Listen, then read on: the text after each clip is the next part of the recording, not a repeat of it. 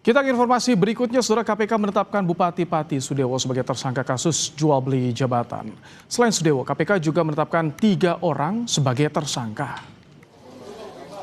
KPK menyebut Bupati Sudewo terlibat kasus jual beli jabatan di lingkungan pemerintah desa Kabupaten Pati. Dari kasus ini, KPK menyita barang bukti uang sebesar 2,6 miliar rupiah. Selain Sudewo, KPK juga menangkap 3 kepala desa. KPK akan menahan Sudewo dan 3 tersangka lain selama 20 hari ke depan. Komisi Pemberantasan Korupsi menetapkan 4 orang tersangka sebagai berikut. SDW, Bupati Pati periode 2025-2030. YON, Kades Karangrowo Kecamatan Jakenan. Jion, Kades Arumanis Kecamatan Jaken. Dan JAN, Kades Sukorukun Kecamatan Jaken. Itu tim KPK juga turut mengamankan sejumlah barang bukti berupa uang tunai senilai 2,6 miliar yang diamankan dari penguasaan JAN, Jion, Yon, dan SDW. Sudewo sempat menjadi sorotan saat didemo oleh warganya karena sejumlah kebijakan kontroversial. Sudewo sempat didesak mundur setelah kebijakan pajak naik ratusan persen. Akhirnya DPRD Pati tolak wacana pemakzulan Sudewo lewat pansus angket. Sebelumnya pada 2019, Sudewo dipercaya menduduki jabatan Ketua Bidang Pemberdayaan Organisasi DPP Partai Gerindra. Karir politiknya semakin menguat saat ia terpilih sebagai anggota DPR selama 2 periode, yakni 2009 hingga 2013 dan 2019 hingga 2024. Puncak karir politik Sudewo pada pemilu 2024 ketika terpilih sebagai Bupati Pati periode 2025 hingga 2030.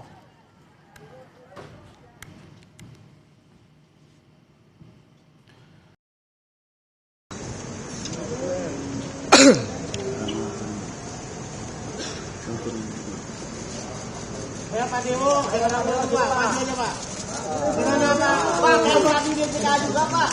Pak sebenarnya ada permintaan maaf Pak. Pak, sampaikan Pak.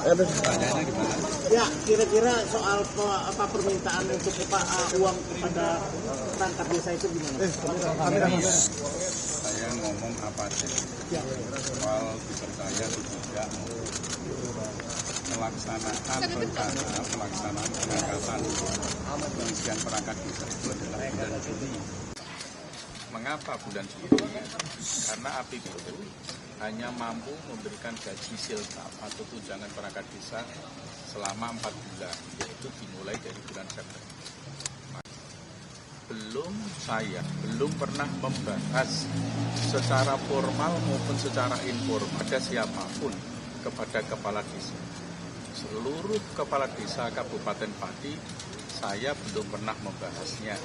Kepada camat, kepada OPD, belum pernah membahasnya sama sekali. Soal ada rumor bahwa ada kepala desa yang bertransaksional soal perangkat desa, itu saya juga pernah mengklarifikasi yang bersangkutan. Ada 1 orang katanya demikian pengumpulan uang. Saya klarifikasi dia tidak melakukan, dan sebagai penegasan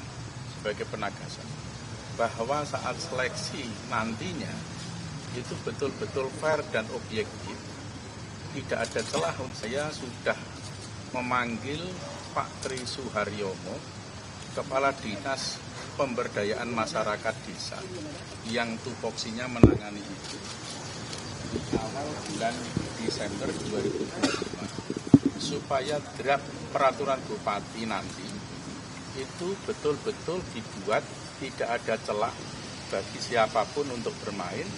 Salah satunya adalah seleksinya sistem CAT dan juga mengundang ormas, LSM dan semua pihak termasuk media untuk melakukan pengawasan seleksi. Oke, itu betul-betul saya niatkan. Karena apa? Selama saya menjadi bupati itu, pada pengangkatan pejabat di lingkungan pemerintah Kabupaten Pati, baik eselon 3 maupun eselon 2 yang ratusan orang, termasuk pejabat di rumah sakit umum daerah dan BUMD, tidak ada satupun yang transaksional. Saya tidak menerima imbalan apa. Konkretnya Pak Dewa itu angka dari gimana Pak? Jadi Bapak dikorbankan atau di Saya menganggap saya ini dikorbankan. Saya betul-betul tidak mengetahui sama sekali. Dan ini saya jelaskan kepada Bapak Ibu sekalian. 3 orang kepala desa yang tersangka ini pernah menghadap saya di kantor kabupaten, kalau nggak salah di sekitar awal Desember, minta soal pengisian perangkat desa. Saya katakan pengisian perangkat desa adalah Tetapkan tersangka di JKA. Terakhir gimana Pak? Ada tanggapan Pak? Pak, alasan dibentuknya tim 8 itu apa Pak? Tim 8 itu dari KPK. Tim 8 sama sekali itu kan hanya orang yang menilai. Tidak ada. Berarti nggak ada itu isi tim ses ya Pak ya? kasih jalan apa? Ini yang belakang jalan aja nih nyusahin. Yang belakang jalan aja. Hei, jalan. Ngapain ngomong kagak? Hei, turun. Hei, jalan ke Pati. Wakil Ketua Komisi 2 DPR, fraksi Partai Gerindra, Batra Bano, enggan berkomentar banyak atas proses hukum Bupati Pati Sudewo. Usai ditangkap tangan oleh Komisi Pemberantasan Korupsi. Sudewo yang pernah menjalani proses pemakzulan DPRD Pati merupakan kader Partai Gerindra. Batra bilang Prabowo sudah berkali-kali meminta para kader Gerindra untuk hati-hati dan terus bekerja untuk rakyat. Prabowo kan sering mengingatkan semua kader ya untuk agar berhati-hati lah. Jadi terus bekerja untuk masyarakat, itu aja pesan Pak Prabowo kan harus kepala daerah Gerindra harus bekerja untuk rakyat lah. Kan kemarin udah retret tapi masih bermasalah. Nah, itu kan personal pribadi ya, dan kami di Partai Gerindra kan terus melakukan pembinaan buat kader-kader agar setiap kader itu untuk terus bekerja untuk rakyat. Jadi kita terus minta ke Mendagri juga untuk terus melakukan pengawasan.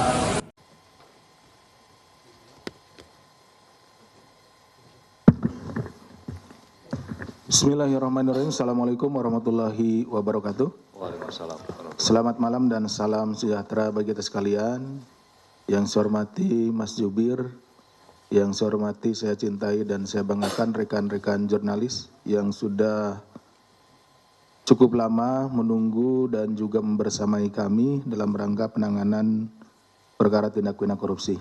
Baik, pada kesempatan malam ini, izinkan kami membacakan pointers terkait dengan peristiwa tertangkap tangan terduga pelaku tindak pidana korupsi pemerasan dalam pengisian jabatan perangkat desa di lingkungan pemerintah Kabupaten Pati. Pada hari ini tanggal 20 Januari tahun 2026.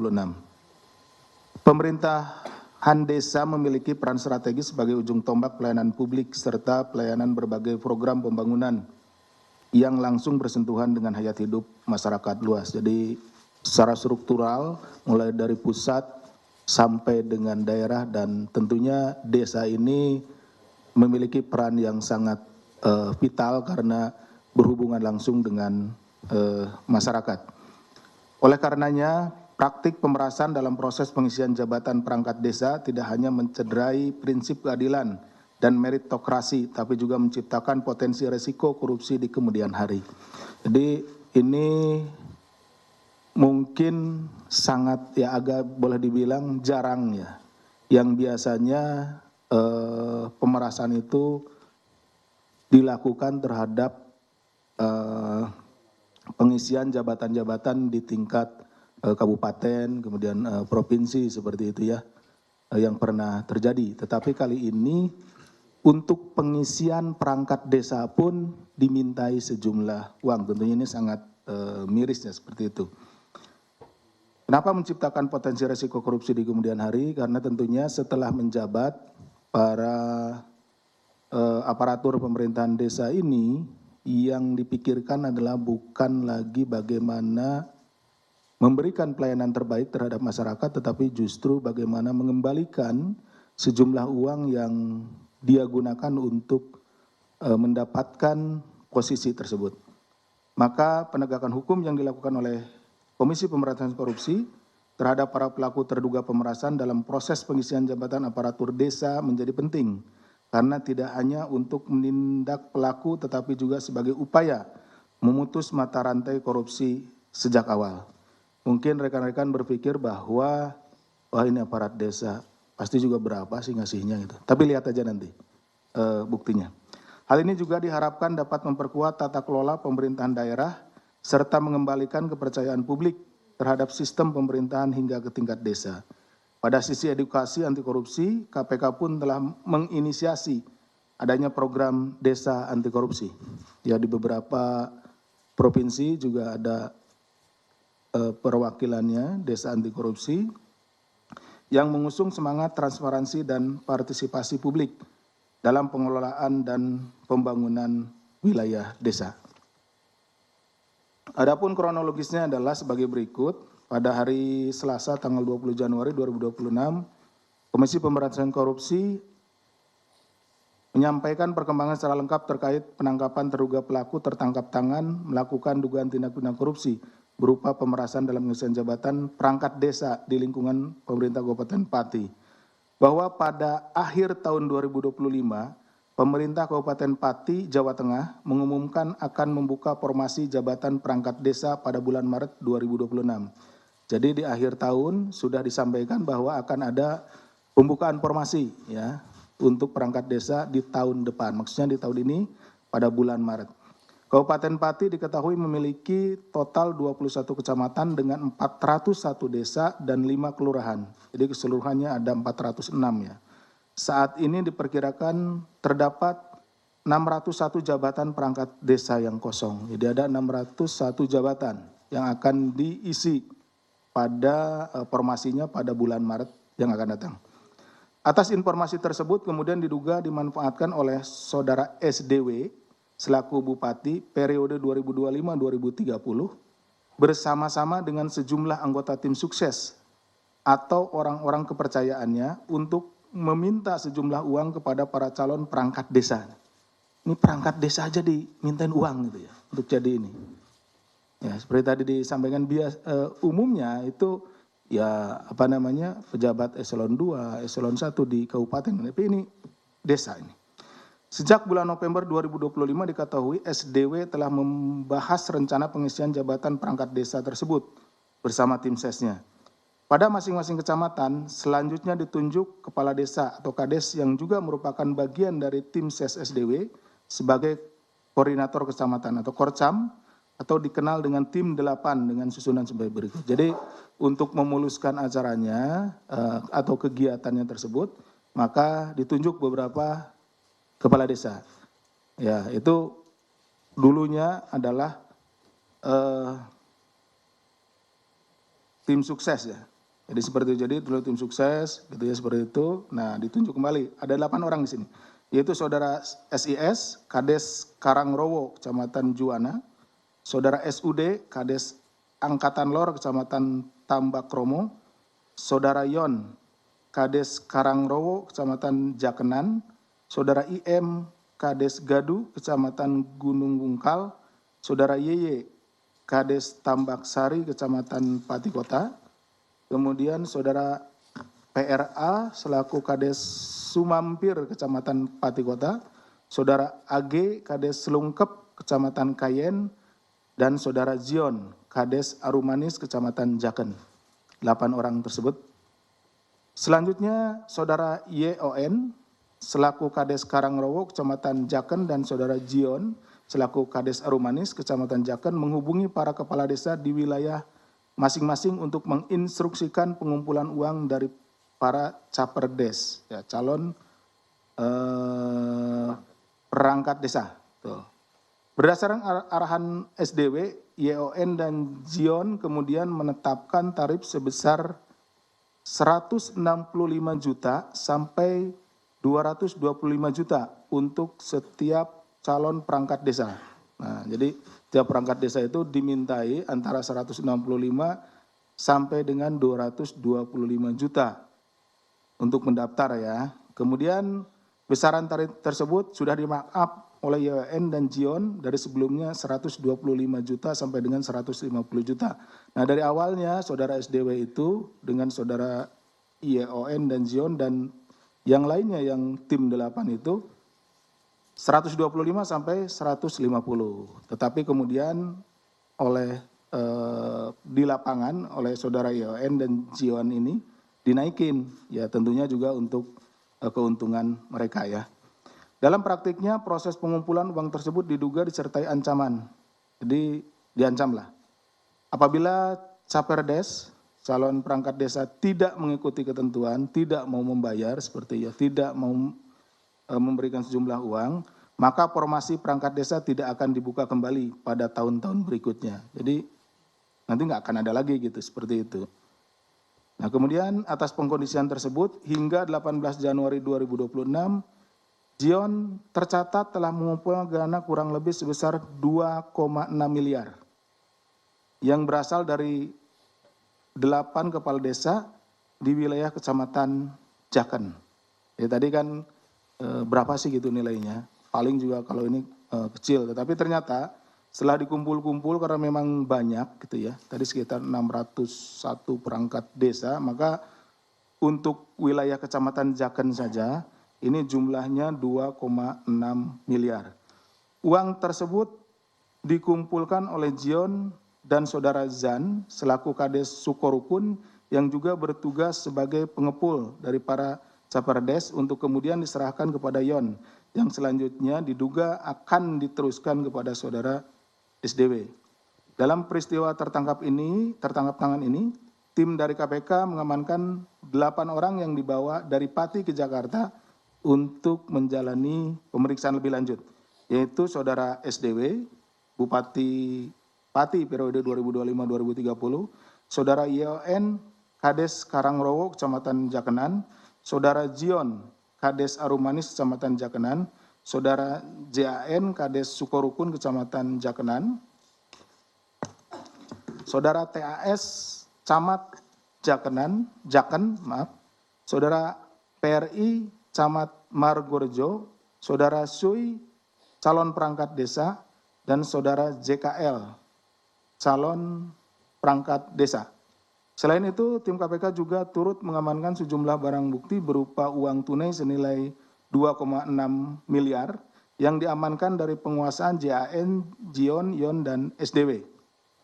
Setelah dilakukan pemeriksaan intensif pada tahap penyelidikan dan telah ditemukan unsur dugaan peristiwa pidananya, maka perkara tindak pidana korupsi di wilayah Kabupaten Pati, Jawa Tengah ini diputuskan naik ke tahap penyidikan. Kemudian setelah ditemukan kecukupan alat bukti, Komisi Pemberantasan Korupsi menetapkan 4 orang tersangka sebagai berikut. SDW, Bupati Pati periode 2025-2030. YON, Kades Karangrowo, Kecamatan Jakenan. Jion, Kades Arumanis, Kecamatan Jaken. Dan JAN, Kades Sukorukun, Kecamatan Jaken. KPK selanjutnya melakukan penahanan terhadap para tersangka untuk 20 hari pertama sejak tanggal 20 Januari hari ini ya, sampai dengan 8 Februari 2026. Penahanan dilakukan di Rumah Tahanan Negara Rutan Cabang Gedung Merah Putih KPK. Atas perbuatannya terhadap para tersangka disangkakan telah melanggar pasal 12 huruf E Undang-Undang Nomor 31 Tahun 99 sebagaimana telah diubah dengan Undang-Undang Nomor 20 Tahun 2001 Junto Pasal 20 huruf C KUHP. Dalam kesempatan ini KPK mengimbau kepada para calon perangkat desa yang lain. Nah ini kan baru dari desa Jaken ya, kalau tidak salah. Jaken apa Jakenan? Jaken. Ya. Jaken ya. Maaf nih salah. Jadi ini kan baru dari calon perangkat desa di Kecamatan Jaken. Tadi disampaikan ada 21 kecamatan. Jadi masih ada 20 kecamatan lagi nih. Jadi kami menghimbau pada calon perangkat desa pasti kan diperlakukan sama nih. Dimintai juga oleh Korlap masing-masing atas perintah dari saudara SDW. Nah, tentunya agar yang bersangkutan kooperatif memberikan informasi terkait dengan dugaan peristiwa pemerasan yang terjadi ya, yang dilakukan oleh para tersangka ini. Jadi jangan takut karena di sini adalah nanti perangkat desa ini adalah korban pemerasan gitu ya, seperti itu. Sehingga agar semakin membuat terang perkara ini serta bisa mengungkap hingga tuntas